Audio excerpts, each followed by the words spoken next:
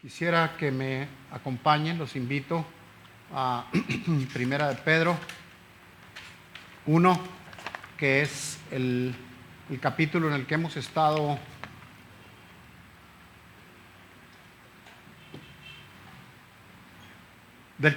hablando, y hoy vamos a continuar con la tercera parte. Y quise mencionar que es la tercera parte para que, si quieren, pueden buscar en YouTube cómo es Apolos CC Otay, y ahí pueden encontrar las grabaciones de cada uno de los sermones, de los mensajes que se pronuncian aquí cada domingo, y algunos como los que se impartieron en las clases que tuvimos recientemente como grupos de casa. Así que vamos a continuar con el distintivo de la santidad 3, no olvidando que no es opcional la santidad, porque Él es santo. Así que quisiera, si me acompañan, vamos a leer del 13 en adelante. La semana pasada leímos, y la antepasada, del 1 al 12. Hoy veremos si dice en Primera de Pedro 1:13: por tanto, ceñid vuestro entendimiento para la acción, sed sobrios en espíritu, poned vuestra esperanza completamente en la gracia que os traerá en la revelación de Jesucristo. Como hijos obedientes, dice el 14, no os conforméis los deseos que antes tenías en vuestra ignorancia, sino que así como aquel que los llamó es santo, así también sed vosotros santos en toda vuestra manera de vivir. Porque escrito está: sed santos, porque yo soy santo. Y si invocáis como Padre a aquel que imparcialmente juzga según la obra de cada uno, condúzcanse en temor durante el tiempo de su peregrinación. Dice el 18: sabiendo que no fuisteis redimidos de vuestra vana manera de vivir heredada de vuestros padres con cosas perecederas, como el oro y la plata, sino con sangre preciosa, como un cordero sin tacha, sin mancha, sino con sangre preciosa, con la sangre preciosa de Jesucristo. Porque Él, dice el 20, estaba preparado desde antes de la fundación del mundo, pero se ha manifestado en estos últimos tiempos por amor de vosotros. Porque por medio de Él sois creyentes en Dios, que le resucitó de entre los muertos y le dio gloria, de manera que vuestra fe y esperanza sean en Dios. Padre, en el nombre de Jesús te damos honra y gloria, y ponemos en tus manos este mensaje, esta enseñanza, Dios. Yo, Dios, como me has permitido y me has iluminado para darme cuenta que soy incompetente, inadecuado, Dios. Me has encargado un trabajo de lo que yo no soy capaz si tú no estás conmigo.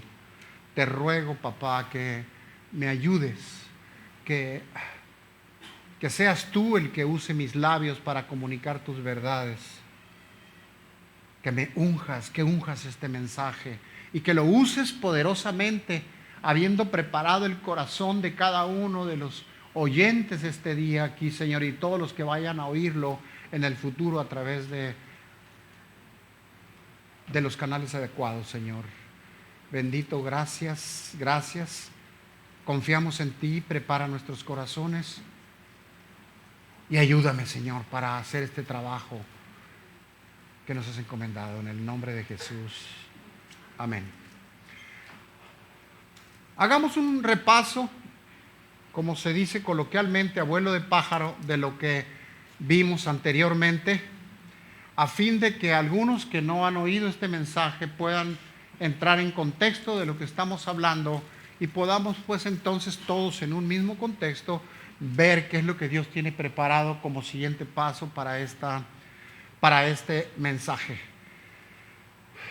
Dice el verso 10, nos menciona, acerca de esta salvación, los profetas que profetizaron, permítame, me perdí aquí. Acerca de la salvación, los profetas que profetizaron la gracia que vendría a nosotros, diligentemente inquirieron e indagaron. Nosotros podemos ver que nuestra salvación es tan majestuosa que los profetas, incluso los ángeles, ansiaban, anhelaban ver lo que nosotros hemos visto, el evangelio glorioso actuando en nuestra vida para salvarnos. Y todo esto es lo que Pedro nos dice en el verso 12 y nos anima a vivir con subrayo, con esperanza. Y todo esto nos alerta a cada uno de nosotros que estamos ahora no solamente oyendo sino escuchando, nos alerta para cuidar nuestra salvación con temor y temblor. Por eso, a partir del verso 13, nos exhorta a vivir en santidad, mediante algunos podríamos llamarle imperativos que veremos enseguida. En el verso 13, ese verso lo eslabona con el resto del texto, es decir, del 13 al 21, todo lo que vimos del 1 al 2 está ahí eslabonado con los versos del 13 al 21. Así que vamos a ver esos, si me permiten ponerlo así, esos imperativos. Y el primero sería, de acuerdo al texto que leímos, ceñido vuestro entendimiento para la acción, lo dice la Biblia de las Américas. Dice otra versión, preparen su mente para actuar. Una mente, lo mencionamos anteriormente, alerta, dispuesta, presta a obedecer sin distraernos de los retos. Van a estar ahí y vamos a estar ceñidos, listos, preparados para esa guerra. ¿Cómo? Con una mente clara, una mente instruida, una mente capacitada, por tanto capaz para eso. Porque esto solamente lo vamos a conseguir, esa mente instruida, esa mente capacitada, esta mente clara, solamente conociendo las Escrituras. Y te lanzo un reto, ¿cuánto las conoces? Es importante una mente instruida y capaz, pero también orientada verticalmente. Así como es una cruz, podemos ver uno de los palos hacia arriba y el otro atravesado. Eso nos puede recordar que puede haber dos tipos de orientación, si me permiten usar esa ilustración, para los que buscamos estar al pie de la cruz. Y estar orientado horizontalmente es estar orientado en lo terrenal, en lo pasajero, en lo que no dura y en lo que nos puede llevar a circunstancias que nos pueden traer consecuencias. Así que estar orientado verticalmente es estar conectado, enfocado, orientado con el Señor, sus Escrituras, el Espíritu Santo, su visión, su dirección, su guianza. Porque de otra manera, estando nosotros orientados horizontalmente, buscaremos llenar nuestros anhelos terrenalmente y no llenarlos en Cristo, como es su diseño para nosotros. Cuando esto sucede, que queremos llenar nuestros anhelos terrenalmente, físicamente, fisiológicamente, socialmente nada más, es querer complacernos. Y esta es una señal que quisiéramos nosotros depender nuestro gozo, nuestra alegría, nuestra satisfacción única y exclusivamente de las cosas terrenales que son pasajeras. No podemos nosotros permitir que nuestro gozo y nuestra alegría dependa de algo o de alguien incluso, porque podríamos llegar a caer en una especie de idolatría de nosotros mismos o de alguna persona que nos va a fallar un día. Y nuestra alegría y nuestro gozo está en nuestro Señor. Nuestro gozo y nuestra alegría debe estar fundamentada en que Él nos tiene escritos en el libro de la vida. Si Cristo testificó, si con su propia vida, si Él te santificó a ti, si te dio vida eterna o eternal, no podemos vivir una vida terrenal porque eso sería incongruente. Así que otra de los imperativos que hemos estado leyendo son sed sobrios. Y cuando dice él sed sobrios, debemos entender que debe haber en nosotros ese dominio propio que el Señor ya te dio. Y nos dice, porque no te he dado un espíritu de cobardía para decir no puedo, para decir no aguanto, para decir esto es imposible. No te ha dado un espíritu de cobardía que nos permita correr de los retos y desafíos y pruebas que el Señor nos pone. Dice, porque no te he dado un espíritu de cobardía, sino de amor, poder y dominio propio. Él ya nos los ha dado y es un fruto del Espíritu. Pero cuando ese fruto del Espíritu escasea, si queremos ponerlo de esta forma, significará que no lo estoy cultivando a través de mi relación con Dios. Él nos rescató de una vida muy diferente porque vivíamos esclavos de nuestras pasiones, pero nos dio su Espíritu Santo para ejercerlo. Nos dio el dominio propio para ejercerlo y no estar bajo el dominio de lo que ocurre en nuestra sociedad o lo que ocurre con nuestra carne o lo que el enemigo quiera traer a nuestras vidas como tentaciones queriéndonos hacer caer. Porque si lo hiciéramos así, no seríamos esclavos de Él, esclavos por amor, como dice una de las alabanzas, sino que estaríamos haciendo, cuando seguimos viviendo dependiendo de nuestras pasiones y de nuestra carne, estaríamos haciendo vana la obra de la cruz y el don del Espíritu Santo. Quisiera subrayar esta frase, amigos, hermanos.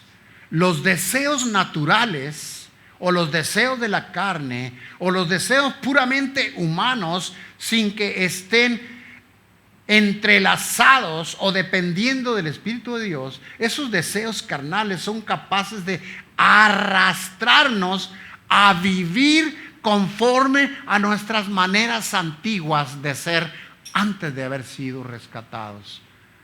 Y si antes mentíamos y somos arrastrados, vamos a volver a mentir. Y si engañábamos, vamos a volver a engañar. ¿Por qué? Porque si no estamos conectados con nuestro Señor, si no estamos en comunión con Él, si no estamos alimentando nuestra espiritualidad y la llenura del Espíritu Santo, entonces la carne va a reaccionar y te puede vencer. Y podemos regresar a nuestros anteriores pasos, a nuestras viejas pasiones. Y sabes, Dios jamás aprobará que nuestros deseos insatisfechos sean saciados ilegítimamente. Eso jamás lo aprobará y eso permite que nuestra armonía con Él se vea afectada. Y es entonces que empezamos a enfriarnos, a apartarnos de Él y actuar de la misma forma en la que actuábamos antes de conocer del Señor. El tercer imperativo es poned vuestra esperanza, dice la palabra, completamente en la gracia que os traerá en la revelación de Cristo. No es Nuestra esperanza no debe estar cifrado en cuánto puedo, o en qué tan capaz soy, o qué tan educado estoy, o cuántas relaciones tengo o contactos, o cuántos son mis recursos económicos. No, nuestra esperanza debe estar completamente cifrada en la gracia de nuestro Señor y no en nuestra sabiduría. En 2 de Pedro 3, del 11 al 12 dice: dado que todo lo que nos rodea, lo terrenal, lo natural, lo pasajero, lo que se quema, lo que se destruye, será destruido de esta manera, como nosotros, sabiendo que todo será destruido, y lo podemos ver cómo se acaba con un tsunami, cómo se acaba con un terremoto, cómo es que las cosas pueden desaparecer, y así sucederá. Dado que todo lo que nos rodea será destruido, de esta manera nosotros preguntarnos: ¿cómo no vamos a llevar una vida santa y vivir en obediencia a Dios y esperar con ansias aquel día en que estaremos cara a cara con Él, rindiendo cuentas y esperando en fe, habiendo vivido en santidad, que nos dé el paso? Pero si no fuera así, no es eso lo que nos esperaría, sino el que nos diga: apártate de mí porque no te conozco. Y eso no queremos, ni Él tampoco lo quiere. Por eso es que la santidad no es una opción.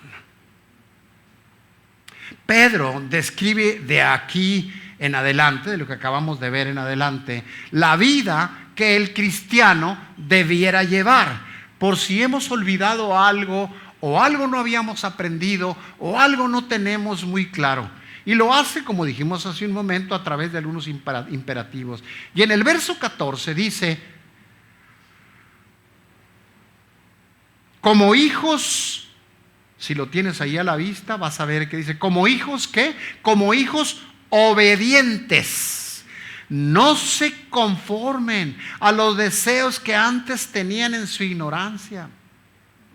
Esos deseos que en un tiempo nosotros rechazamos, repudiamos y hasta llegamos a a odiar. Ahora resulta que como nos hemos debilitado espiritualmente y no hemos cultivado, no hemos alimentado esa comunión con el Espíritu Santo, esa comunión con nuestro Señor, entonces podemos fallarle a nuestro Rey. Por eso dice: como hijos obedientes. Podríamos caer en desobediencia, podríamos caer en rebeldía. Por eso dice: no se conformen a los deseos que antes tenían en su ignorancia. Estos deseos, repito, que en algún tiempo nosotros rechazamos, y que nosotros en un momento determinado, cuando nos alejamos, cuando nos enfriamos, podemos querer desenterrar. Decíamos en el sermón pasado: queremos ir y desenterrar al hombre viejo, ese hombre que murió al entrar al agua, como el Señor Jesucristo en el bautismo. Simboliza nuestra muerte junto con Él, y nuestra resurrección cuando salimos del agua, como fue su resurrección. Y si morimos con Él, el viejo hombre ha muerto. ¿Cómo ir y desenterrarlo? Decíamos: es una podredumbre querer y desenterrar al hombre viejo, es decir, volver a nuestras antiguas maneras de vivir antes de haber sido rescatados. Nosotros, como creyentes, no podemos ser hijos de luz, pero conducirlos en las tinieblas. Al cabo que no se ve, no se nota, nadie me ve, estoy en privado. Al cabo que nadie lee mis pensamientos, nadie conoce mis deseos mezquinos. No podemos vivir así. Si nosotros somos hijos de luz, debemos conducirnos en la luz y no en tinieblas. Porque es incongruente, porque es vergonzoso, porque no le estamos dando la honra a nuestro Señor. Si tú te declaras hijo del Señor, esto es para ti. Si tú estás aquí porque vienes buscando del Señor, si tú vienes aquí buscando crecer en santidad, en carácter, esto es para ti. Y estoy seguro que las fallas que el Señor te revele ahora, estará listo para perdonarlas y limpiarlas. Así que, si somos hijos de Jesucristo, si somos hijos de Dios, ¿a quién debemos parecernos? A Él. Y esa es la pregunta y el reto. ¿Te pareces a Él? ¿Cuánto? Tal vez te va a parecer incómodo que te diga esto, y más incómodo te puede parecer hacerlo. Si te animo, te exhorto, te invito a que tú vayas con las personas que te aman verdaderamente con el amor de Cristo y les preguntes: ¿cómo me ves? ¿Me parezco a mi Señor Jesucristo? No te sorprendas que te digan: bueno, en algunas cosas no tanto. Investígalas. ¿Cuáles son? Para poder venir y ponerlas en manos del Señor y que Él venga con fuego consumidor y limpie y purifique, para que cada día nos parezcamos más a Él. Ser como éramos, comportarnos como nos comportábamos antes de ser rescatados por el Señor, es una evidencia de naturaleza caída, que es la que teníamos antes, buscando satisfacer los deseos de la carne y su voluntad, como debemos hacerlo y como Él espera. Y que incluso en su oración del Padre Nuestro dice: hágase su voluntad, y no la sabemos y la rezamos. Podría decir orar, podría decir, si no, la rezamos como tabla de multiplicar, sin darnos cuenta qué es lo que significa hágase tu voluntad. Su voluntad es que no vivamos como vivíamos antes de ser redimidos. Porque, repito, ese es el fruto de naturaleza caída. Es evidencia de ausencia del Espíritu. Es evidencia de ignorancia y falta de dominio propio. Y cuando digo falta de dominio propio, no solamente me refiero cuando explotamos en ira. Falta de dominio propio no solamente es el tener algunos hábitos de consumo que no es lo que Dios quiere, sino hay muchas otras más en las que no tenemos dominio, en nuestro pensamiento, en nuestros deseos, en nuestras actitudes con los demás, en ese cuidado para los niños, en ese cuidado para los adolescentes, en ese cuidado para tus hermanos unos con otros. Cuando nos dejamos arrastrar por nuestras pasiones, estamos negando que somos hijos de un Dios santo. Y eso entristece a nuestro Señor, o dicho de otra manera, contrista al Espíritu Santo. Es por eso que la santidad no es una opción. La santidad no es una opción. Vivimos en un mundo que tiene diversas ideologías, y aquí les voy a mencionar como ejemplo una ideología errónea, que es la que impregna el ambiente donde nos movemos, y en un descuido podemos caer. Esta ideología errónea dice: lo que es costumbre es normal, y lo que es normal o natural es correcto. Y esa es una gran mentira. Lo único que es bueno, y lo único que es conveniente, y lo único que le da gloria a Dios, es vivir de acuerdo a su palabra y guiados, dirigidos por el Espíritu Santo de Dios. Y no por lo que es costumbre, y no por lo que es natural, no por lo que la gente dice que es bueno. ¿Por qué? Porque, como dice en Romanos 12:2, no te adaptes a este mundo, sino transfórmate. Y luego nos dice cómo: mediante la renovación de nuestra mente. ¿Está renovada tu mente? ¿Piensa diferente a cuando fuiste rescatado? Para que verifiques cuál es la voluntad de Dios y qué es bueno y aceptable y perfecto. Si nosotros conocemos la palabra, conocemos su voluntad, conocemos lo que Él quiere para nosotros, y cuando lo hacemos, le estamos obedeciendo y le estamos dando gloria, no solamente con nuestra obediencia, sino siendo luz y sal en la comunidad donde el Señor nos ha puesto, para que muchos vengan a sus pies. De otra manera, si nosotros decimos que somos cristianos, que somos creyentes, pero nos comportamos como uno que no es, estamos vacunando, si me permiten ponerlo así coloquialmente, a la gente no creyente del cristianismo, vacunándolos en contra. ¿Por qué? Porque van a decir: si yo voy a ser creyente o cristiano como este, prefiero no serlo. Eso es triste, eso entristece a nuestro Señor. No te adaptes a este mundo, sino transfórmate mediante la renovación de tu mente.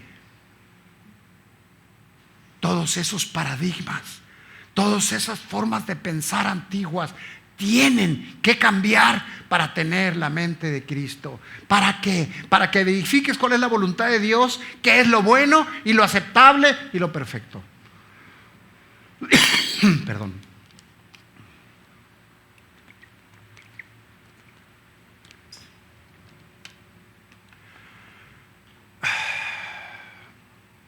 Cuando no lo hacemos, le estamos negando.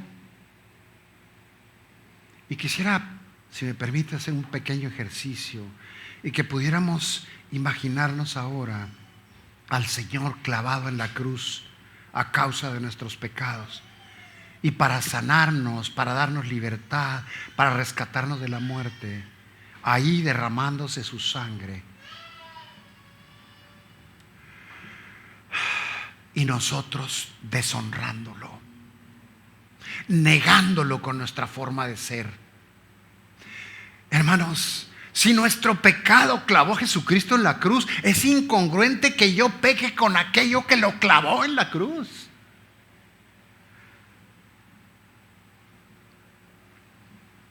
Es una paradoja, es una locura seguir haciendo aquello que lo clavó a Él en la cruz, habiendo muerto por nuestros pecados.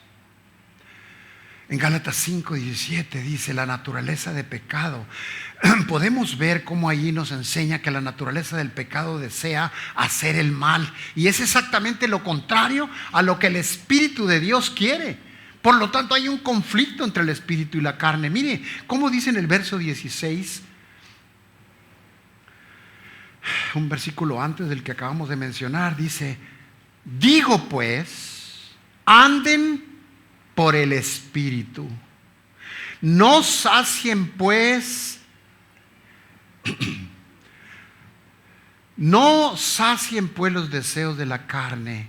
Dice enseguida: porque el deseo de la carne es contra el Espíritu, y el Espíritu es contra la carne. Pues estos dos, ¿qué?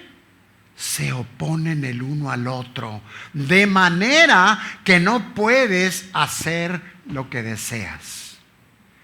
Pero si hemos contristado al Espíritu Santo, si nos hemos alejado, si no hemos tenido la comunión suficiente con el Señor para alimentarnos espiritualmente, entonces nuestra reacción, nuestra conducta, nuestra actitud, nuestro comportamiento serán más carnales que espirituales, más naturales, más racionales que espirituales. Entonces estaremos haciendo vana la cruz y estaremos haciendo sin importancia sus consejos.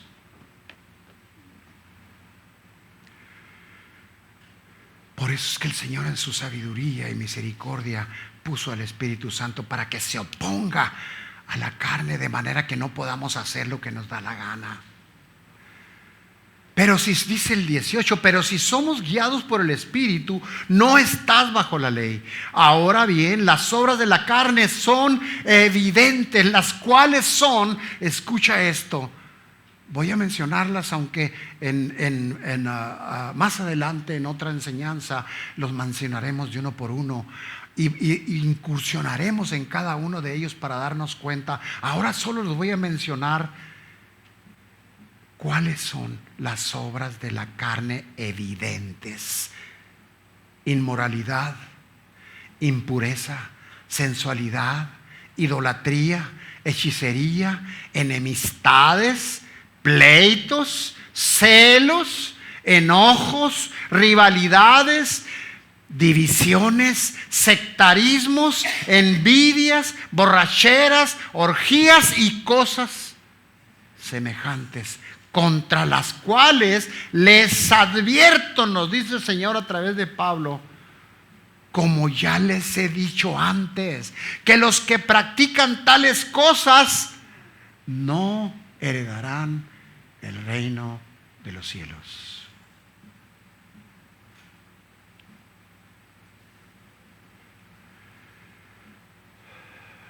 Al nacer de nuevo, hermano,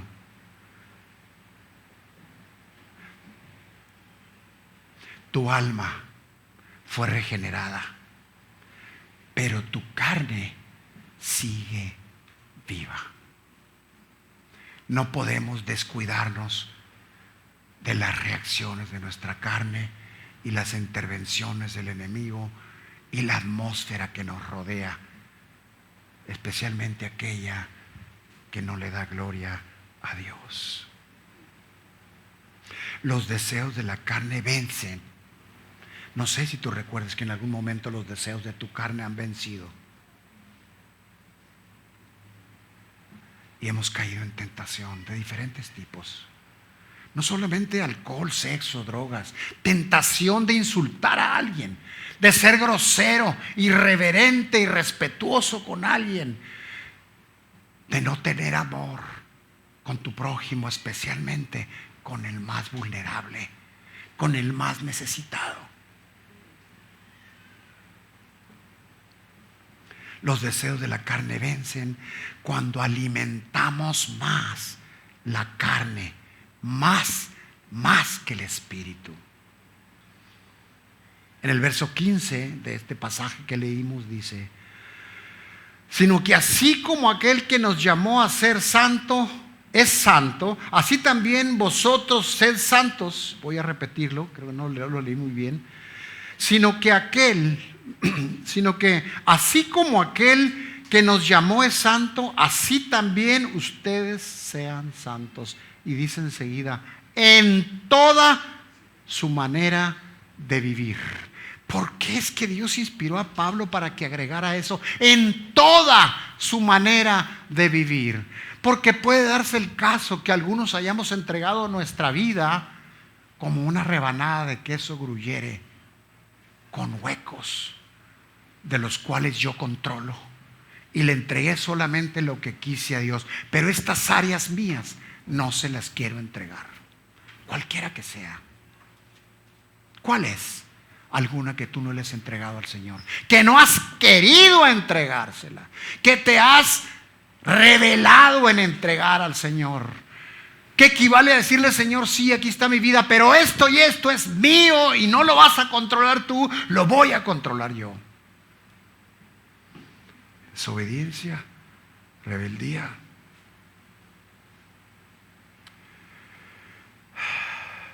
Hay quienes se sienten más espirituales cuando se congregan, se sienten más espirituales cuando cantan.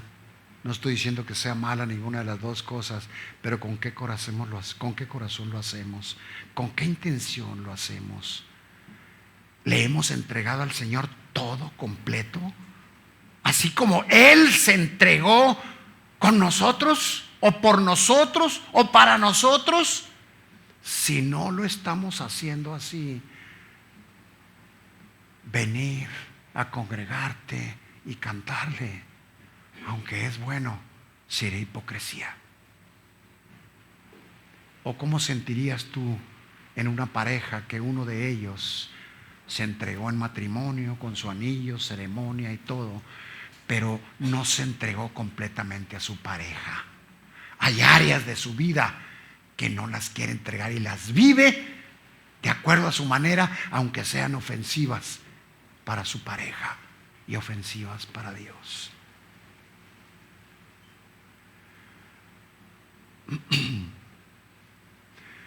La palabra nos enseña que la santidad debemos buscarla en toda nuestra manera de vivir, pegados a su palabra, llenos del Espíritu Santo, buscando esa ayuda de Él.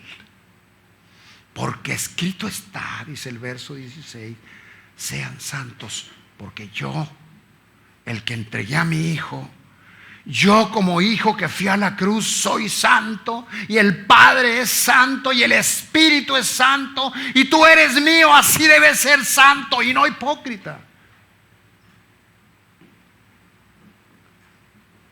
¿Qué sentirías si tu pareja te dijera cuando le preguntaras, ¿me él es fiel? Sí, en la mayoría de las cosas. Podemos responderle al Señor si te pregunta si eres fiel. Sí, más o menos, Señor. Yo creo que cerca de un 90%. ¿Qué nos irá a decir cuando nos encontremos cara a cara? ¿Te falta para tu entrada?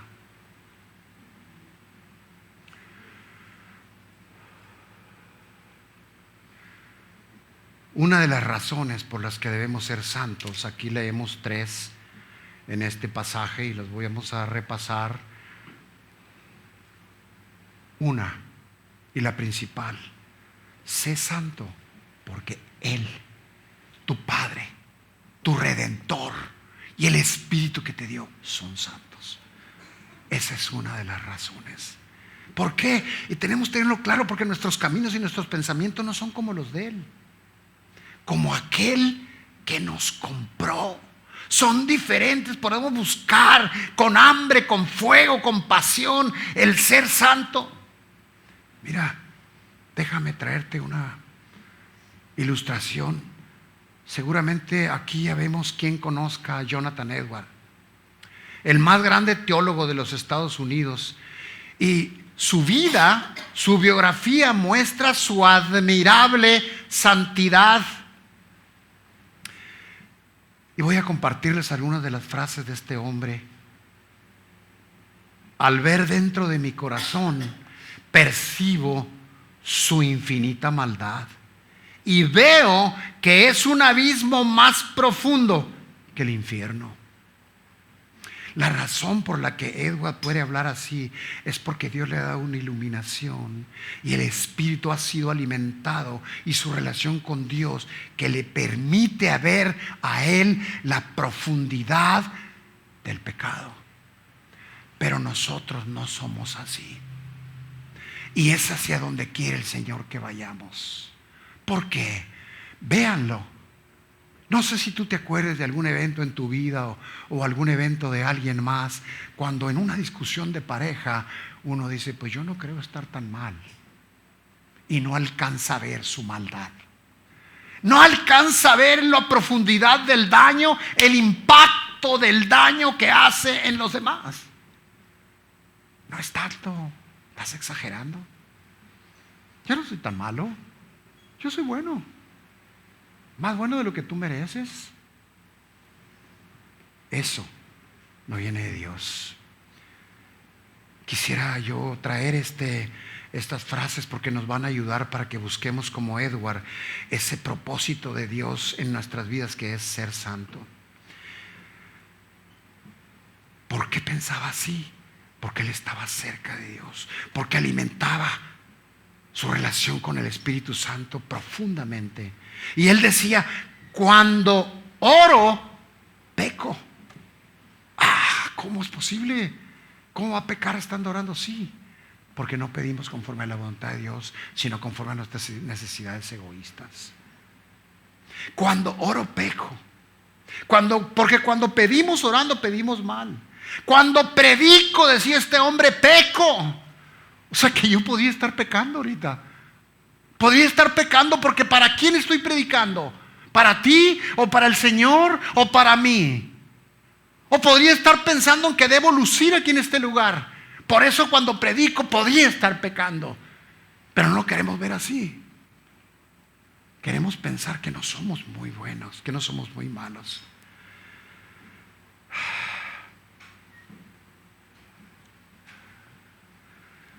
Tenemos que arrepentirnos.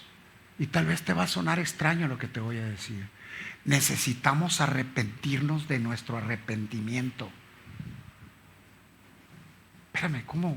¿Debo arrepentirme de que me arrepentí? Sí, de nuestra forma de arrepentirnos. ¿Por qué? ¿Cómo voy a olvidar yo? Y lo digo con mucha vergüenza. En una ocasión que Dios usó a mi esposa para hacerme ver que yo quería hacer lo que me daba mi gana y no su voluntad, ya siendo creyente y con tiempo caminando en el Señor. Y me acuerdo que mi esposa humildemente se acercó y me dijo: ¿ya oraste? Te veo muy entusiasmado queriendo hacer esto y aquello. Perdón. Y le dije: no, pero ahorita oro pues.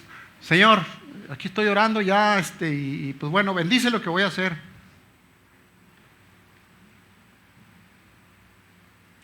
Tenemos que arrepentirnos de ese arrepentimiento que no es genuino. Un arrepentimiento que a veces hacemos para que los demás lo oigan. Ese arrepentimiento que podemos hacer para estar tranquilos con nuestra conciencia. Y no porque el Señor te dice: si mi pueblo se humilla y confiesa y se arrepiente, entonces yo iré desde los cielos, perdonaré su pecado y sanaré su tierra. Por eso debemos buscar si nos arrepentimos correctamente, y si no, arrepentirnos de nuestro arrepentimiento, de nuestra forma vana de arrepentirnos. En el 17 dice: si invocas como Padre, lo leímos hace un momento, aquel que imparcialmente juzga según la obra de cada uno, hay consecuencias buenas y malas. Porque es el equivalente a decir: yo soy cristiano y Dios es mi Padre y el Señor Jesús, yo creo en Él y yo le entregué mi vida a Cristo. Si invocas como Padre aquel que imparcialmente juzga la obra de cada una, va a haber consecuencias. Por eso nos dice que nos condúcete con temor durante, lo leímos hace un momento en este texto, durante nuestro tiempo de ¿qué? De nuestra peregrinación. Estamos de paso aquí. ¿Cómo puede ser tan importante este tiempo tan pequeño comparado con la eternidad que pasaremos? ¿Dónde? Yo quisiera pasarla con mi Señor, y yo deseo también que ustedes la pasen ahí, con Él, en ese lugar que se fue a preparar. Pero tenemos que preguntarnos si realmente en este tiempo que venimos de paso, que vivimos de paso aquí, estamos haciendo lo correcto. Es decir, no lo que la gente dice, no lo que te parece bueno a ti, sino lo que el Señor dice en su palabra y lo que el Espíritu Santo de Dios te está guiando a hacer, si estás alimentando bien en tu relación con Él. Si no, vas a estar débil. Si no te alimentas con la palabra, si no te alimentas con la oración, si no te alimentas en tu relación con el Espíritu Santo de Dios, en tu comunión con Dios, vas a estar débil y cualquier reto te podría hacer caer, tropezar, resbalar. Razón número 2, la justicia de Dios es el juez del universo. Él es el juez del universo, aunque para algunos sea ofensivo a su inteligencia. Dios es bueno, pero también es justo. Y te va a dar, y te va a esperar, y va a tener paciencia. Pero un día vamos a estar ahí entregando las obras. ¿Cuántas van a durar y cuántas se van a quemar? Así que la razón 2 es por la justicia del juez del universo, que cuando traigamos nuestras obras serán probadas con fuego. Dice, sabiendo que no fuiste redimido de nuestra vana manera de vivir, heredada de vuestros padres, con cosas perecederas como el oro y la plata, sino con la sangre preciosa de un cordero sin tacha, sin mancha, la sangre de Jesucristo. Esa es otra razón por la que no puede ser opcional la santidad. Razón número 3, porque habiendo sido esclavos, fuimos comprados por precio, un precio incalculable. Jamás podremos saber lo que Jesús experimentó en la cruz, el abandono del Padre, la agonía y todo lo que Él padeció en la cruz por ti y por mí para salvarnos. Cuando vivimos en desobediencia, dicho en otras palabras populares, cuando hacemos lo que nos da la gana y no tomamos en cuenta la voluntad de Dios, nos estamos comportando como esclavos del pecado y no esclavos de Jesucristo por amor. Nuestro llamado es a vivir para nuestro Dios. La santidad no es opcional.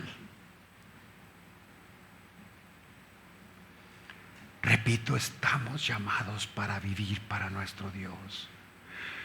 Somos esclavos de quien fue a la cruz para pagar por nuestros pecados, quien fue a la cruz por rebeldes que ahora son adoradores y que Él ama y quiere que se alineen en su voluntad. Él, nuestro amo y Señor, nuestro dueño, decidió ir a dar su vida para comprar a rebeldes que pudieran llegar a ser como Él un día y coheredar las riquezas de su gloria. Ese es nuestro Padre, nuestro Señor, nuestro dueño, nuestro amo. Y Él espera que glorifiquemos, purifiquemos nuestra vida, nuestra alma, nuestro cuerpo. Porque no somos nuestros, somos de Él. Así que si me permiten, quisiera que vayamos a la conclusión. ¿Cómo podríamos concluir esto? Bueno, vimos que en los versos del 1 al 12, Pablo nos recuerda todo lo que Jesucristo hizo por nosotros y al mismo tiempo nos llama a vivir con esperanza. En el verso del 13 al 21 nos llama a vivir en santidad. Y así es como concluye ese pasaje. En el verso 20 podemos ver que Él estaba preparado desde antes de la fundación del mundo. Pero se ha manifestado en los últimos tiempos, dice el verso, por amor de nosotros. Que por medio de Él y de su muerte somos creyentes en Dios, de un Dios que lo resucitó de entre los muertos y le dio gloria, de manera que nuestra fe y esperanza sean en Dios. Antes de la fundación del mundo, Cristo se ofreció voluntariamente para ir a la cruz y redimirnos, salvarnos. Así que, hermano, amigo, tu salvación no fue casual, no fue fortuita, no es un accidente de la naturaleza tu salvación. Fue voluntad y elección de Dios en la eternidad pasada, para que tú pudieras ser hijo de Él y Él pueda ser tu Padre, nuestro Dios, nuestro Señor. Imaginemos, hermanos, por un momento a la Trinidad reunida hablando del futuro de la humanidad y diciendo, tal vez entre ellos, crearemos a Adán y Eva. Pero yo, en mi omnisciencia, diría Dios, sé que se van a perder Adán y Eva. Y también sus descendientes se van a perder, porque esa es su naturaleza. Pero Cristo se levanta en esa reunión y dice: Padre, eso no puede quedar así. Yo me ofrezco para ir a la cruz y pagar por su salvación. Tu salvación no fue fortuita, no fue casualidad, fue la voluntad y elección del misericordioso. Y tu elección no tuvo que ver contigo. Se debe exclusivamente al amor de Dios en tu peor rebeldía. Cuando me eligió a mí, pudo haberme mandado al infierno como consecuencia de mi pecado y habría sido justo, pero Cristo decidió dar su sangre por ti y por mí y ser condenado en nuestro lugar, morir en nuestro lugar. Y déjame decirte algo que sé que puede ser desafiante, pero necesito decírtelo, hermano. Si esto que acabamos de ver no es motivo suficiente para ti para vivir en santidad, no va a haber ya ningún motivo para que le des gloria a Dios.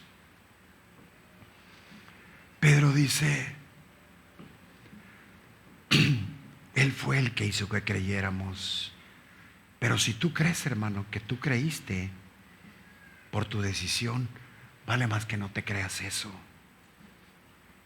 Tú creíste porque Él te hizo creer.